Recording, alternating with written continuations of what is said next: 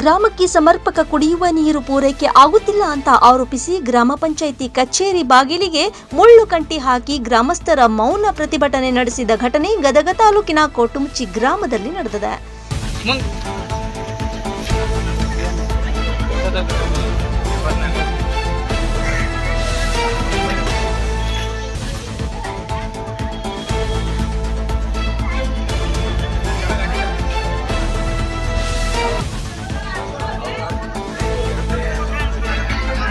ಎರಡು ತಿಂಗಳಿಂದ ಸರಿಯಾಗಿ ಕುಡಿಯುವ ನೀರು ಪೂರೈಸದ್ದಕ್ಕೆ ಆಕ್ರೋಶ ವ್ಯಕ್ತಪಡಿಸಲಾಗಿದೆ.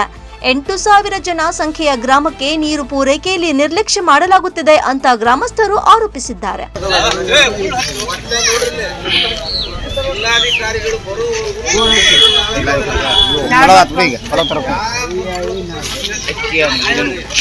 ಜಿಲ್ಲಾಧಿಕಾರಿಗಳು ಖುದ್ದು ಗ್ರಾಮಕ್ಕೆ ಬರಬೇಕು, ಸಚಿವರು ಬರಬೇಕು, ಉಸ್ತುವಾರಿ ಸಚಿವರು ಬರಬೇಕು. ಇಲ್ಲಿರುವ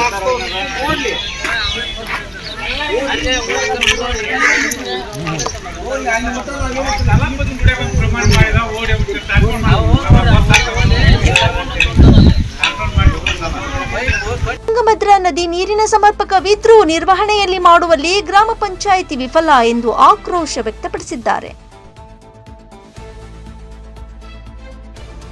ರೈಸ್ ಆಫ್ ನ್ಯೂಸ್ ಗದಗ್.